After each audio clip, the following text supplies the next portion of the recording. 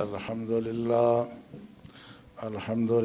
وکفا وسلام علی عباده الذین اصطفى اما بعد فاعوذ باللہ من الشیطان الرجیم بسم اللہ الرحمن الرحیم وَيَسْأَلُونَكَ مَاذَا يُنْفِقُونَ قُلِ الْعَفْوَ صدق اللہ مولانا العظیم قال اللہ تبارک و تعالی فی شان حبیب الکریم ان اللہ وملائکتہ یصلون علی النبی یا ایہا الذین آمنوا صلوا علیہ وسلموا تسلیما اللہم صلی علی سیدنا ونبینا ومولانا محمد وعلی آلہ واصحابہ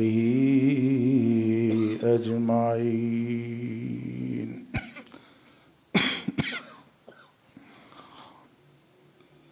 میرے لیے بہت ہی عزت اور احترام کے لائق برادران اسلام، گزشتہ جمعۃ المبارک کے موقع پر ہم حضرت ابوبکر صدیق رضی اللہ تعالی عنہ کے انداز حکمرانی کا تذکرہ کرتے ہوئے ایک دوسری جانب اپنی توجہ مبذول کرنے کی کوشش کر رہے تھے کہ جو عمدہ نظام حضرت ابوبکر صدیق نے اس کے بعد تسلسل کے ساتھ حضرت عمر اور دوسرے خلفاء نے نظام حکومت دیا، اس سے بہتر نظام حکومت دنیا میں نہ اس سے پہلے دیکھا گیا نہ اس سے بعد اس کا امکان ہے۔ مگر یہ بھی ایک حقیقت ہے کہ ہمارے ہاں بہت سارے نوجوان ایسے ہیں کہ جو آج بھی دوسرے نظاموں کی بات کرتے ہیں، اور یہ کوئی ایسی ڈھکی چھپی بات نہیں ہے، بلکہ سر عام نوجوانوں کو یہ کہا جا رہا ہے کہ ہمارے تمام مسائل کا حل سوشلزم میں ہے۔ آپ شاید یہ سمجھ رہے ہوں کہ یہ کوئی اتنا بہت بڑا فتنہ نہیں ہے، ہم تو یہاں دین کی بات سننے آئے ہیں، آج ہمیں سوشلزم کی بات سننی پڑے گی۔ مگر یاد رکھیں کہ یہ ایسی بیماری ہے، یہ فتنہ ہمارے گھروں میں پہنچنے والا ہے، بہت گھروں کو برباد کر چکا ہے، اور بہت سارے گھر اب اس کی زد میں ہیں۔ وہ لوگ جو یہ عقیدہ نظریہ رکھتے ہیں وہ کوئی آسمان سے نہیں آئے ہیں، وہ ہمارے اپنے بچے ہیں، اپنی اولادیں ہیں، اپنے عزیز ہیں۔ میرے بعض شاگرد بھی ایسے ہیں جو ایسی نظریات، ایسے افکار کے ساتھ وابستہ ہو گئے ہیں کہ ان کے نزدیک ہمارے مسائل کا حل سوشلزم میں ہے۔ اس لیے میں چاہتا ہوں کہ تھوڑا تفصیل سے بات کروں، یہ کوئی محض خیال کی بات نہیں ہے۔ پچھلے دنوں مجھے کچھ لوگوں نے ایسی جو ہمارے ہاں ضمنی انتخابات یہاں ہوئے ہیں راولاکوٹ میں، ان میں کچھ ایسے امیدوار بھی تھے جن کے حامیوں نے ایسا لٹریچر شائع کیا جس سے یہ واضح ہوتا ہے کہ ایک خاص طبقہ کس رخ میں جا رہا ہے۔ اس کے میں وہ خطابچہ میں نے دیکھا بھی ہے، واٹس ایپ پہ میرے پاس یہ چیز موجود بھی ہے۔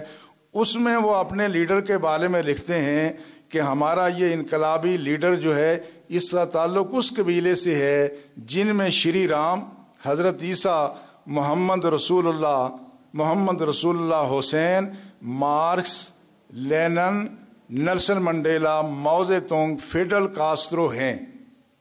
سب کو ایک ساتھ ملایا، اور رسول اللہ صلی اللہ علیہ وسلم کا نام نامی اسم گرامی لکھنے میں حضرت کا لفظ بھی نہ لکھ سکے، اور ساتھ صلی اللہ علیہ وسلم بھی لکھنا ان کو گوارا نہیں ہوا۔ اس سے اس آئیڈیالوجی کا پتہ چلتا ہے کہ ہمارے نوجوان کس طرف جا رہے ہیں۔ اور آگے انہوں نے لکھا کہ ان کے ہیرو، یعنی جو ہمارا لیڈر ہے جو اسمبلی کا الیکشن لڑ رہا ہے، ان کے ہیرو کون ہیں؟ جی گویرا، مقبول بٹ، بھگت سنگھ اور حسن ناصر ہے۔ اب آپ دیکھ رہے ہیں بھگت سنگھ بھی، اور اس میں بعض مسلمانوں کا نام بھی لیا گیا، لیکن بھگت سنگھ بھی ان کا ہیرو ہے۔ جس مسلمان کا ہیرو بھگت سنگھ ہو، جس کا ہیرو نیلسن منڈیلا ہو، جس کا ہیرو کارل مارکس اور لینن ہو، آپ خود ہی اندازہ کریں کہ یہ فتنہ کس طرف جا رہا ہے۔ ہم اگر آنکھیں بند کر کے بیٹھے رہیں گے، اس سے وہ فتنہ نہیں تھم سکتا۔ آپ حضرات جو تشریف فرما ہیں، آپ میں سے کسی کو بھی شاید اس گفتگو کی ضرورت نہ ہو چونکہ آپ سارے ایمان والے لوگ ہیں، لیکن آپ کے چاروں طرف کفر پھیل رہا ہے، اس لیے میں ان چیزوں کا اختصار کے ساتھ تذکرہ ان کی اصل کتابوں سے کرنا چاہتا ہوں تاکہ صورتحال واضح ہو جائے اور یہ پتہ چل جائے کہ واقعی کیا سوشلزم یہ ہمارے مسائل کا حل ہے یا نہیں ہے۔ اس لیے میں یہاں سے بات شروع کروں گا کہ رسول اللہ صلی اللہ علیہ وسلم نے جو نظام دیا اس کو آگے خلفائے راشدین نے بڑھایا، وہ نظام 40 ہجری کے بعد پھر زوال کا شکار ہو گیا۔ چاروں خلفائے راشدین یہ لوگوں کی رائے سے منتخب ہوئے تھے، مگر اس کے بعد جو سلسلہ شروع ہوا یہ ایک عبوری دور ہے، یہ 40 ہجری 41 ہجری سے لے کر کے 61 ہجری کا یہ جو دور ہے یہ عبوری دور ہے۔ اس کے بعد جب یزید آیا تو ملوکیت آ گئی، وہی نظام جو اس سے پہلے جو کیسر و کسریٰ کا تھا، جو روم میں تھا، جو ایران میں تھا، کہ دنیا میں بادشاہ وہ بنتے تھے جن کے پاس طاقت ہوتی تھی، اور جس نے ایک دفعہ حکمرانی اپنے ہاتھ میں لے لی اس نے اس کو اپنے ہاتھ سے جانے نہیں دیا۔ یہ چیزیں نسل در نسل منتقل ہوتی رہی ہیں، اور اگرچہ اسلام اس کے بعد بنو امیہ بنو عباس کے دور میں آگے پھیلا، اور اسپین جس کے آگے پھر فرانس آتا ہے، یہاں تک اسلام پہنچ گیا۔ اس پورے عرصے میں مسلمانوں نے علوم و فنون میں ترقی کی، یہ نہیں کہ یہ زوال کا دور ہی ہے، مسلمانوں نے علوم و فنون حاصل کیے۔ جو یونانی علم تھا انہوں نے اس یونانی زبان سے اپنے عربی میں منتقل کیا، اور عربی زبان میں وہ سائنسی علم جو یونانیوں کو آیا وہ یہاں سے اسپین سے ہوتا اور فرانس اور برطانیہ میں گیا، اور برطانیہ اور فرانس اور یورپ کے لوگ ان ایجادات سے یا ان افکار سے مسلمانوں کے ذریعے سے متعارف ہوئے۔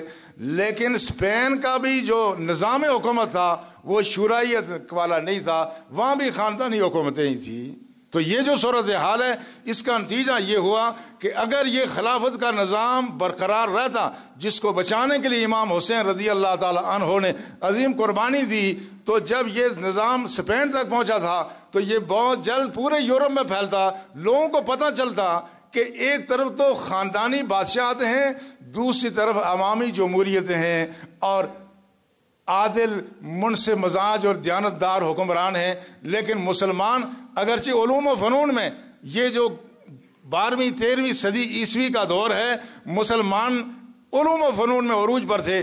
12ویں صدی عیسوی کا دور ایسا ہے کہ پورے یورپ سے لوگ جا کے وہ کرتوا کی یونیورسٹی میں وہ علم حاصل کیا کرتے تھے، جس طرح آج ہمارے ہاں لوگ باہر جاتے ہیں، مغرب میں جاتے ہیں، لیکن مسلمانوں کے پاس کوئی اچھا دکھانے کا نظام حکومت موجود نہ تھا۔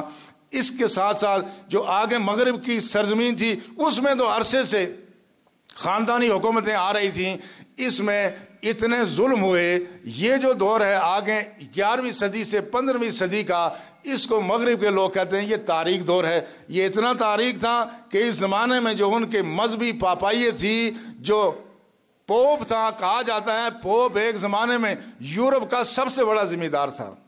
اس زمانے میں ذمہ دار تھے، جاگیردار تھے، اور پوپ گرین کارڈ ایشو کرتا تھا، لوگوں کو بیوقوف بنایا جاتا تھا کہ یہ گرین کارڈ تم لے لو، تمہیں دنیا کی بہتری سے کوئی سروکار نہیں ہے، یہ گرین کارڈ تمہیں جنت میں لے جائے گا۔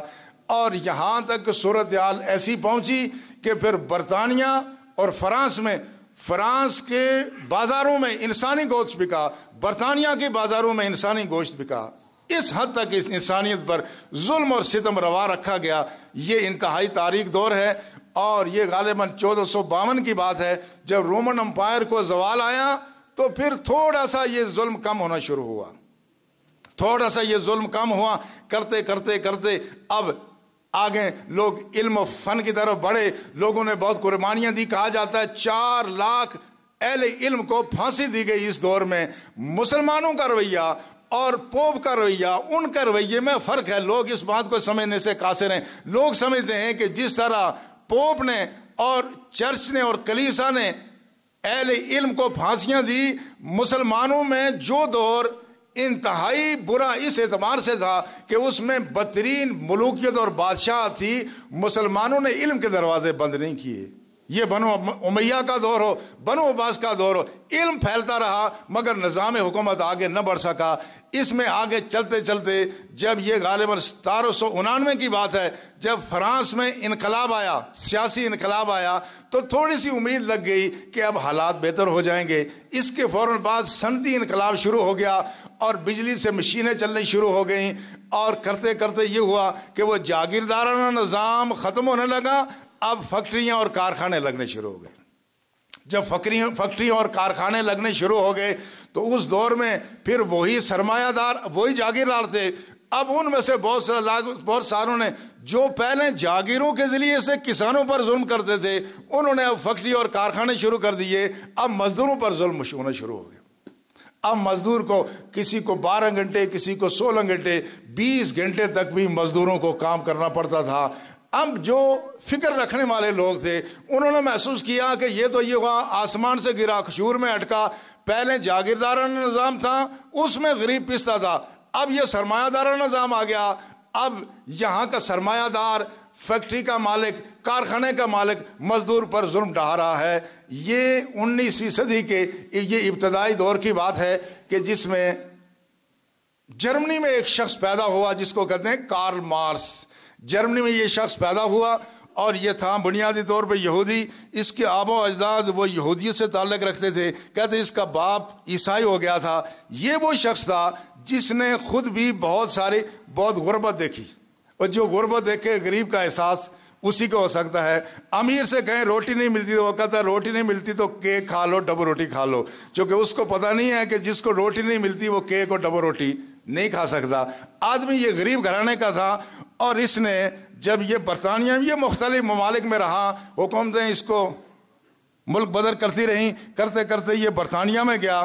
کہتے ہیں جو پچھلے، یہ اپنا ایک دوست اینگلز ہے، وہ بھی فلسفی بھی تھا، بعد میں ایک لیڈر بھی بنا، اس کو لکھتا ہے کہ پچھلے 8-10 دن میں اتنی تنگی ترشی رہی ہے، میں اردو ترجمہ اس کا پڑھ رہا ہوں، یہ اصل کتاب جو ہے یہ جرمن زبان میں ہے، کہ میں اپنے بال بچوں کو صرف روٹی اور آلو مہیا کر سکا، مگر آج تو ایسا معلوم ہو رہا ہے کہ اتنا کچھ بھی مہیا کرنا ممکن نہیں ہو سکے گا۔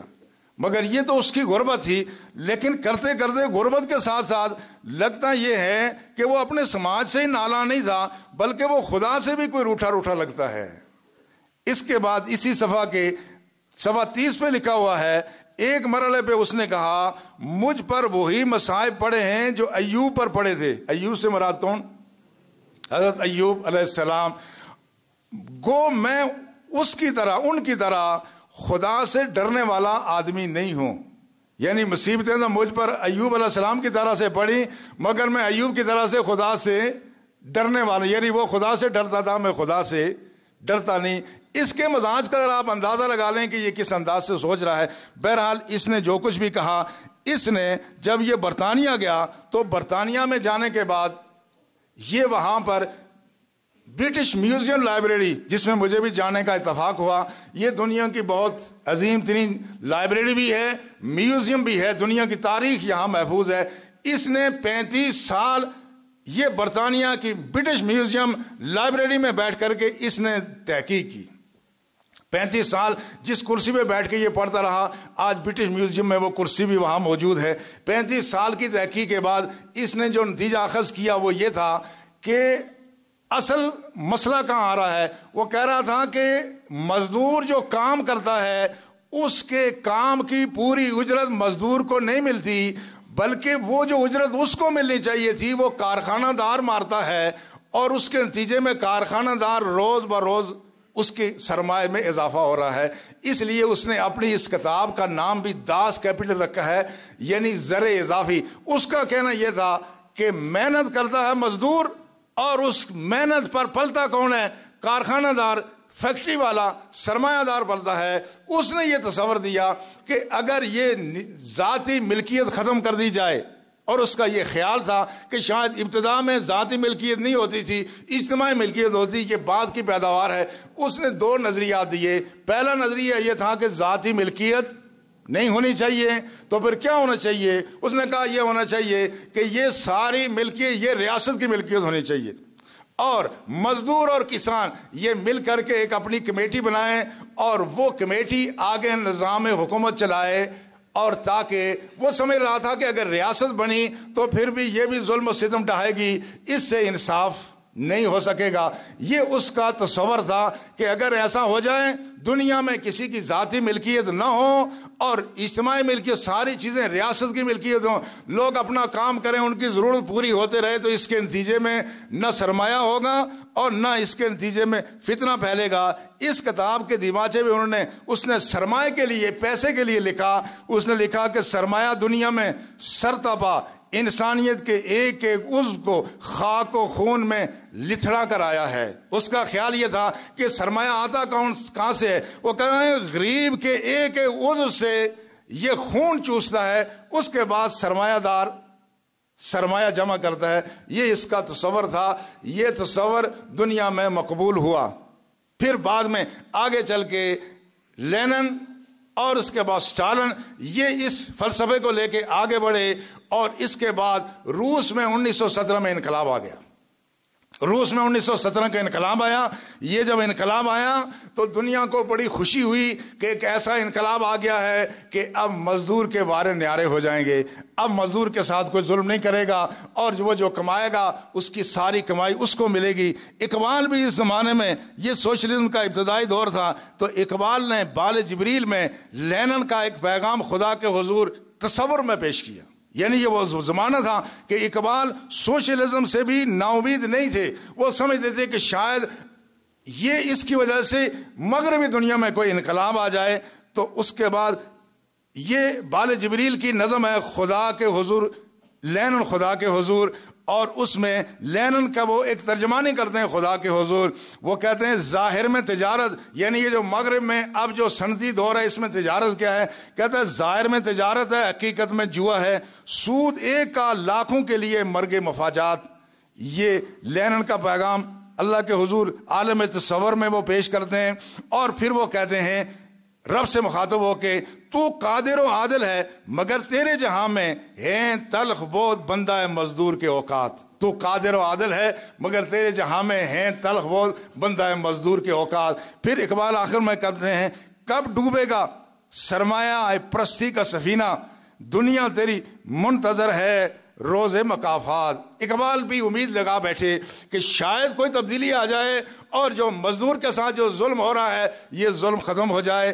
اس کے بعد اقبال نے اپنے عالم تصور میں آگے کہا فرشتوں کا گیت ہے، فرمان خدا ہے فرشتوں کے نام، کہ اب فرشتوں کو اللہ کی ذات کیا حکم دے رہی ہے، اٹھو میرے دنیا کے غریبوں کو جگا دو، اٹھو فرشتوں کو اللہ کی ذات۔ یہ عالم تصور کی بات ہے، اقبال کا سب کچھ کہنا اپنا ہی ہے، یہ خدا کی طرف سے کوئی حکم ہے نہیں، مگر اقبال عالم تصور میں یہ سوچتا ہے کہ شاید اب اللہ کی ذات کوئی تبدیلی لائے گی تو شاید فرشتوں کو یہ حکم ہو کہ اٹھو میری دنیا کے غریبوں کو جگا دو، کاخ عمرہ کے در و دیوار ہلا دو۔ کاخ کہتے ہیں محلات کو، کہ اب اٹھو تو ان غریبوں کو جگاؤ اور عمرہ کے در و دیوار ہلا دو۔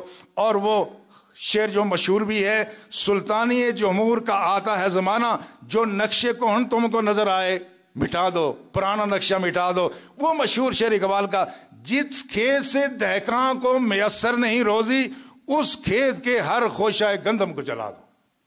یہ کہتا ہے کہ گویا اب کوئی تبدیلی آنے والی ہے۔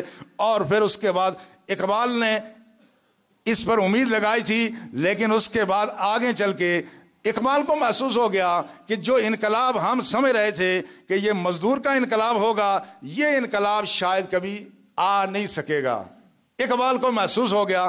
اس زمانے میں بھی اقبال نے یہ یاد رہے کہ اقبال نے کبھی مسلمان کو یہ پیغام نہیں دیا کہ تم بھی کارل مارکس کو پڑھو، تم بھی داس کیپٹل کو پڑھو۔ اقبال اس دور میں بھی مسلمان کو یہ کہتا رہا کہ تم قرآن سے ہی رجوع کرو۔ ہاں، مغرب کے لوگ اگر وہ داس کیپٹل کو مانے تو تم داس کیپٹل کو نہ پڑھو، تم اللہ کے قرآن کو پڑھو۔ مغرب کے لوگ اگر وہ کارل مارکس کے پیچھے جائیں تو تم نہ جاؤ، چونکہ تمہارے پاس وہ روشن ستارے ہیں کہ ان کی روشنی سے سارا جہاں منور ہو سکتا ہے۔ مسلمان کو اقبال نے اشتراکیت کا یہ غالباً ضرب کلیم ہے جس کا عنوان ہے نظم کا اشتراکیت۔ اقبال اس میں مسلمان کو کیا پیغام دیتا ہے؟ کہتا ہے قرآن میں ہو غوطہ زن اے مرد مسلمان، قرآن میں ہو ہوتا زن اے مرد مسلمان اللہ کرے تجھ کو عطا جدت کردار. اقبال مسلمان کو مشورہ یہ دے رہا ہے تو قرآن کی طرف رجوع کر. کیوں؟ جو حرف قول الاف میں پوشیدہ ہے اب تک اس دور میں شاید وہ حقیقت ہو نمودار. قول الاف سورہ بقرہ کی آیت نمبر 219 کا ذکر اقبال کر رہے ہیں. کہتے ہیں یہ جو بات ہے اب اقبال کو اشراکیت کا احساس ہونا شروع ہو گیا کہ عملاً اشراکیت وہ کچھ دے نہیں سکے گی جس کا وعدہ کیا تھا. اقبال نے کہا کہ قول الاف یہ اس کی طرف تو رجوع کر. یہ قول الاف کا مطلب کیا ہے؟ قول الاف کا مطلب یہ ہے کہ رسول اللہ صلی اللہ علیہ وسلم کی خدمت میں صحابہ نے عرض کی یا رسول اللہ یسألونک ماذا ینفقون. خدا نے صحابہ کا سوال قرآن میں ذکر کیا. یہ صحابہ یا رسول اللہ آپ سے پوچھتے ہیں ماذا ینفقون کہ یہ کیا خرچ کریں. قول الاف آپ فرما دو جو ضرور سے زیادہ ہے سارا خرچ کر دو. اقبال کہتا ہے تجھے تو تیرے پاس تو وہ کلام ہے تجھے دیکھنے کی ضرورت نہیں ہے. قول الاف کا حکم تو نے دیا ہے. اور پھر جا کے اقبال کو مزید جب اس بات کا ادراک ہو گیا کہ اب کچھ ہونے والا نہیں ہے دنیا میں سرمایہ دارانہ نظام ہو یا کوئی بھی ہو اصل جو خطرہ ہے دنیا کو جو سچا نظام ہے وہ اسلام کا ہی ہے. تو اس اقبال نے جو ابلیس کی مجلس شورا ہے وہ جو بٹھائی تمثیلی طور پر اس میں اقبال کہ شیطان اس دور کا شیطان آپ جس کو سمجھے امریکہ کو سمجھے جس کو سمجھیں اس دور کا شیطان سب سے بڑا برطانیہ ہی تھا کیونکہ اس کی حکومت اتنی رقبے بھی تھی. کہا جاتا تھا کہ برطانوی حکومت کا جو سلطنت کا علاقہ ہے اس میں سورج کبھی غروب نہیں ہوتا. اتنی پھیلی ہوئی سلطنت تھی. لیکن اقبال نے کسی کا نام نہیں لیا. اقبال نے جو ابلیس کی مجلس سے شورا بٹھائی کہ ابلیس اپنے چھوٹے موٹے چیلوں سے مشورہ لیتا ہے کہ یہ بتاؤ کہ دنیا میں ابلیسی نظام کے لیے خطرہ کیا ہے شیطانی نظام کے لیے خطرہ کیا بن سکتا ہے. ایک مرحلے میں اقبال سمجھتے تھے کہ شاید روس کا سوشلزم خطرہ بنے لیکن اب اقبال کو یقین ہو گیا کہ ایسا نہیں ہو سکتا.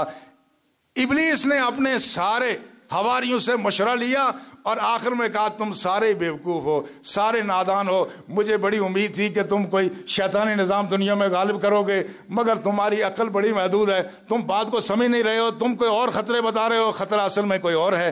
اس میں ابلیس وہ اپنے شیطانوں کو مخاطب کر کے کہتا ہے دست فطرت نے کیا ہے جن گریبانوں کو چاک مصدق کی منطق کی سوزن سے نہیں ہوتے رفو. سوزن کہتے ہیں سوئی کو.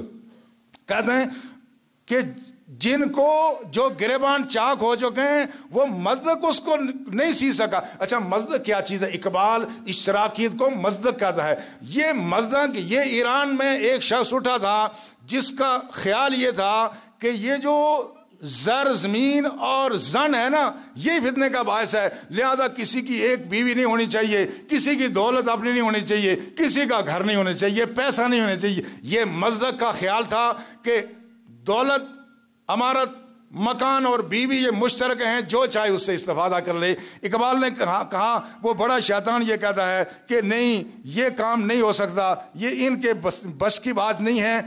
پھر وہ شیطان بڑا شیطان کہتا ہے کب ڈرا سکتے ہیں مجھ کو اشتراکی کوچہ گرد. اشتراکی یہی سوشلسٹ کہ شیطان کہتا ہے یہ نہیں ڈرا سکتے یہ پریشان روزگار آشفتہ مغز آشفتہ ہو اس کا مجھے خطرہ نہیں ہے. اگر مجھ کو خطر کوئی تو اس امت سے ہے جس کے خاکستر میں ہے اب تک شرارہ آرزو. کہتے ہیں ملت اسلامیہ سے مجھے ہے. وہ کہتے ہیں کیوں؟ اس لیے خال خال اس قوم میں اب تک نظر آتے ہیں وہ کرتے ہیں اشک سحرگاہی سے جو ظالم وضو. اس قوم میں ایسے بھی ہیں جو اشک سحرگاہی سے وضو کرتے ہیں.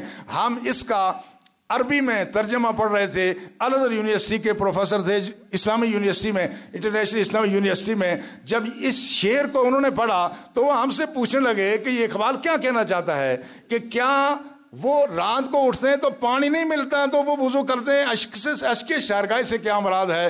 وہ ذرا مصر کا ماحول تھوڑا اور طرح سے تھا تو ہم نے ان سے کہا کہ یہ وضو یہ اعضاء ظاہری کا وضو نہیں یہ آنکھ کا وضو ہے دل کا وضو ہے.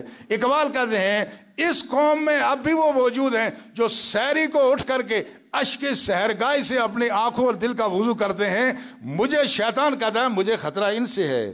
اور اس میں آخر میں کہا گیا جانتا ہے جس پر روشن باطن ایام ہے مصدقیت فتنہ فدا نہیں اسلام ہے. اقبال شیطان سے یہ کہلاتا ہے کہ جس کو آئندہ حالات کا پتہ ہے اس کو پتہ ہے کہ یہ آئندہ سوشلزم خطرہ نہیں ہے، میرے شیطانی نظام کے لیے خطرہ کون سی چیز ہے؟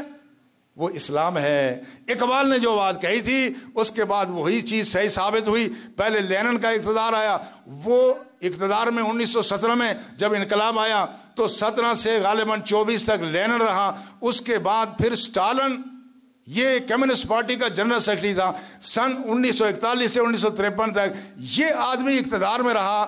لیکن جب یہ مر گیا اس کے بعد جو ہوا اس کا پتہ چلا کہ اس نے کیا کیا تھا. جو بڑی امیدیں لگائی ہوئی تھی ہم نے کہ یہ مزدور کے لیے کچھ ہوگا، یہ میں اپنی طرف سے نہیں بات کرتا. سوویت لینڈ 1 جون 1956 میں جو خروشیف، جو ان کا ایک مشہور لیڈر گزرا ہے، اس نے جو فروری 1956 میں کانگریس ہوئی، 20ویں کانگریس تھی، اس میں اس نے اسٹالن کے مرنے کے بعد یہ کہا کہ ایک شخص سب کچھ جانتا ہے، سب کچھ دیکھتا ہے، ہر فرض سے واقف ہے، ہر کام کر سکتا ہے، اس سے کبھی غلطی نہیں ہو سکتی. کسی شخص کے بارے میں اس قسم کے غیر معمولی صفات کا ماننا اسے خدا ماننا ہے. مگر اسٹالن کے بارے میں سالہ سال سے ہمارا یہی عقیدہ تھا. اسٹالن کے بارے میں ہم کیا سوچتے تھے کہ وہ ہمیشہ ہر بات اس کی درست ہے، اور آگے لکھتے ہیں اس میں جو خروشیف کے یہ اپنے بیان ہیں، یہ کسی مولوی صاحب کی تقریر نہیں ہے جمعے کی کہ اس کو کوئی آدمی توڑ مروڑ کے بیان کرے. میں وہی الفاظ بیان کر رہا ہوں. اسٹالن سمجھانا بجھانا نہیں جانتا تھا، بلکہ وہ اپنے خیالات کو زبردستی منواتا تھا، لوگوں سے اندھی اطاعت کا مطالبہ کرتا تھا. جس نے بھی اس کی اطاعت نہیں کی یا اس کے نقطہ نظر سے اختلاف کیا اس کو ہمیشہ کے لیے ختم کر دیا. 17ویں پارٹی کانگریس کے بعد خاص طور پہ پارٹی کے بہت بڑے لیڈر اس کے ظلم کا شکار ہوئے. اور پھر آگے اس نے کہا کہ بہت سے لوگ 1937 اور 38 میں دشمن قرار دیے گئے. وہ حقیقتاً دشمن نہ تھے، نہ جاسوس تھے، نہ توڑ پھوڑ کرنے والے تھے، بلکہ اکثر نہایت وفادار کمیونسٹ تھے. ان کو بدنام کیا گیا، ان کو سخت سزائیں دی گئیں، اور پارٹی کے 129 ممبران میں سے 17ویں کانگریس میں جو چنے گئے تھے 98 ممبران جو کل کے 70% تھے، ان کو پکڑ کر کے گولی مار دی. یہ دیکھ رہے ہیں آپ انصاف ہو رہا ہے. یہ وہی جس کے لیے مزدور لڑ رہا تھا، یہ وہ اس اسی مزدور کی نمائندگی کے لیے جو کمیٹی بنائی گئی تھی، 129 میں سے 98 کو گولی مار کے ہلاک کر دیا گیا. اور اس کے بعد پھر آگے یہ بتاتے ہیں کہ 1966 مندوبین میں سے جو 18ویں کانگریس ہوئی اس میں 1918 جو مندوبین تھے ان میں سے 11 سے 8 کو انقلابی دشمن قرار دے کر کے ان کو گرفتار کر دیا گیا. اب کیا ہوا؟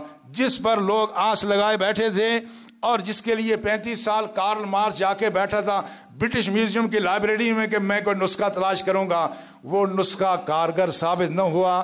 پھر 1991 میں سوویت یونین تحلیل ہو گیا.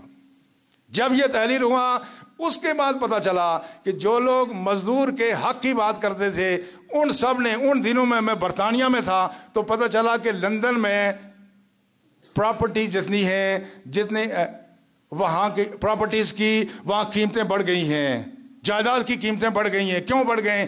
وہ اس لیے بڑھی کہ جب یہاں یہ سوویت یونین ٹوٹا تو جتنے لوگوں نے یہاں لوٹ مار کی تھی گزشتہ 72 سال میں، انہوں نے جا کے لندن میں فلیٹ خریدنے شروع کر دیے. تو آپ نے دیکھا وہ نظام جس پر امید لگائی بیٹھے تھے لوگ، وہ نظام کامیاب نہیں ہوا اور اس حد تک صورتحال اتنی خراب ہوئی. میں شاید پہلے کبھی میں نے ذکر کیا ہو، ہمارے ایک ڈاکٹر رفیق صاحب لندن کالج کے پرنسپل تھے، بعد میں وہ ڈائریکٹر بھی مقرر ہوئے. وہ روس میں گئے تھے پی ایچ ڈی کرنے کے لیے، تو کہتے تھے جو روس کے لوگ ہیں وہاں کے طالب علم وہ جین کی پینٹ اور جاگر دیکھ کر کے تڑپتے تھے، کہتے تھے یہ ہمیں دے دو. دیکھا آپ نے اتنی بڑی قربانی دی گئی، مگر آج بھی اس ملک کا طالب علم جین کی پینٹ جو ہمارے عام آدمی پہنتا ہے یہ کوئی ایسی نایاب چیز نہیں ہے. یہ خود بتاتے ہیں کہ ایک دن ہم شام کو نکلے چہل قدمی کے لیے تو روسی طالب علموں نے ہمیں گھیر لیا اور ہمیں کہا کہ اپنے جاگر بیچ دو. تو ہم نے کہا تم پاگل ہو رہے ہو، جاگر تمہیں بیچ دیں تو پہن کے کیا جائیں. وہ جاگروں کے پہ جو مرے آپ اندازہ کریں کہ جس قوم کے نوجوان طالب علم، یونیورسٹی کے طالب علم، پی ایچ ڈی کے طالب جاگر پہننے کے لیے ترسیں، اس میں کون سا انصاف ہے؟ اس میں کون سی ضرورت؟ کہنے لگے آخر میں انہوں نے یہ کیا کہ ہمیں گرا کے زبردستی ہمارے جاگر اتار کر لے گئے اور کچھ روبل پھینک کے چلے گئے۔ یہ اس ملک کی بات ہے۔ وہ نظام ہمارے ملک میں لوگ لانا چاہتے ہیں جو اپنی جنم بھومی میں وہاں ناکام ہو گیا۔ تو یہ سوشلزم وہاں تصور دیا گیا تھا جہاں فیکٹریاں تھیں۔ ادھر آزاد کشمیر میں کون سی فیکٹری ہے؟ کوئی فیکٹری دوسرے تیسری نہیں ادھر آزاد کشمیر۔ دیکھا نا، سوشلزم آیا تھا مزدور کے حقوق کے تحفظ کے لیے۔ راولا کوٹ میں اگر کوئی کمیٹی بنے تو وہ آجر کے حق کے تحفظ کے لیے بنے، اجیر کے لیے نہیں۔ آجر سمجھتے ہیں آجر کون سا ہے؟ جو مزدوری کراتا ہے۔ اجیر ہوا جو مزدوری۔ اس راولا کوٹی مزدور نہیں، اتنی اجارہ داری ہے تو اسے پتا، جو وی آئی پی ٹریٹمنٹ حاصل انہیں مزدوروں کے دینا پڑا، کھانا بھی، رہائش بھی، کم بھی اپنی مرضی نے، پیسے بھی اپنی مرضی۔ یہی ہو رہا ہے، یہ نہیں ہو رہا ہے؟ تو کوئی بیوقوف یہ کہے کہ آزاد کشمیر ہے سوچنا، اس کو ہم کہیں گے یہاں فیکٹری کون سی ہے، کارخانہ کون سا ہے، یہاں کس مزدور کا حق مارا جا رہا ہے؟ ظالموں، اس ملک میں فیکٹریاں نہیں ہیں، اس ملک میں کارخانے نہیں ہیں، اس ملک میں جاگیردارانہ نظام نہیں ہے۔ تو وہ تمہارا جو بڑا تھا کارل مارکس، اس نے تو اس معاشرے کے لیے کہا تھا جہاں جاگیردارانہ نظام تھا، بعد میں فیکٹریاں اور کارخانے قائم ہوئے۔ اس ملک میں کہاں کون سا ظلم ہو رہا ہے؟ یہاں بالکل اس کی سرے سے ضرورت نہیں ہے۔ اب اس ملک میں ضرورت کس کی ہے؟ اس میں اس ملک، اس نظام کی ضرورت ہے۔ آپ پوچھیں گے اچھا اگر یہ نظام ناکام ہے تو پھر اسلام میں اس کے لیے حل کیا موجود ہے؟ تو جو اقبال نے حل تجویز کیا تھا، اقبال نے حل کیا تجویز کیا تھا، کہا تم دیکھو تمہارے قرآن میں ہے، سورہ بقرہ میں ہے، قولی العف، آپ فرما دیں مسلمانوں کے جو اضافی ہے اپنی ضرورت سے ہے وہ سارا خرچ کر لو۔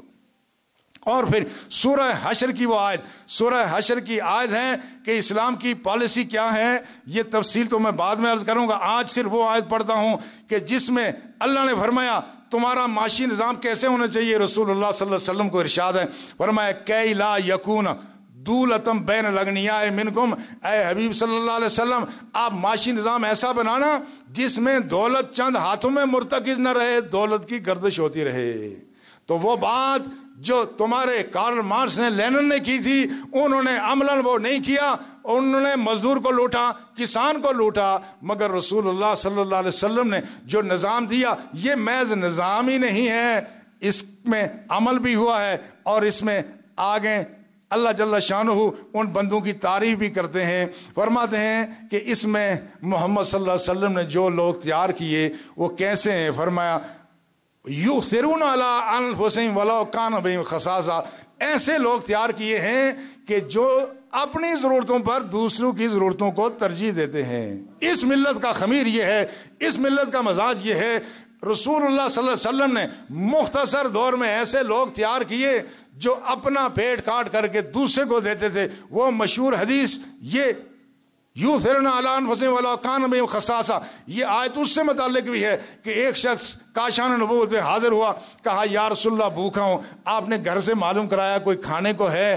تو ازواج مطہرات نے کہا ہمارے گھر میں پانی کے علاوہ کچھ نہیں ہے۔ حالانکہ یہ وہ زمانہ تھا کہ مال غنیمت بھی آ رہا تھا، رسول اللہ تقسیم کر دیتے تھے۔ صحابہ سے کہا کون ہے جو اس کو لے جائے؟ ایک انصاری نے کہا یا رسول اللہ میں لے جاتا ہوں۔ وہ لے گیا تو گھر جا کے گھر والی سے کہا بخل نہ کرنا، اللہ کے رسول کا مہمان ہے۔ انہوں نے کہا صرف اتنا ہے کہ بچے کھا سکتے ہیں۔ فرمایا فکر نہ کرو، تم کھانا تیار کرو، ہم انتظام کر لیں گے۔ ابھی پردے کا حکم نہیں نازل ہوا تھا۔ اس زمانے کا رواج یہ تھا کہ میزبان اور مہمان مل کے کھانا کھاتے تھے۔ جب کھانا رکھا جانے لگا تو بیوی کو اس نے سمجھا دیا کہ تم چراغ بجھا دینا۔ اس نے چراغ بجھا دیا، بچوں کو بہلا کے سلا دیا، میاں بیوی نے کھانے کو ہاتھ نہ لگایا، اس مہمان نے کھانا کھایا۔ دوسرے دن جب گیا تو رسول اللہ صلی اللہ علیہ وسلم نے فرمایا خدا کی ذات تمہارے اس عمل سے بہت خوش ہوئی ہے۔ قرآن کی آیت نازل ہوئی کہ اس حبیب کے پروردہ لوگ ایسے لیں یؤثرون علی انفسہم ولو کان بہم خصاصہ، یہ خود بھوکے رہتے ہیں دوسروں کو کھلاتے ہیں۔ یہ وہ نظام ہے جو ہمارے پاس موجود ہے۔ آج ہمیں کوئی اور نظام دکھا کر ہماری نسل کو گمراہ نہ کیا جائے۔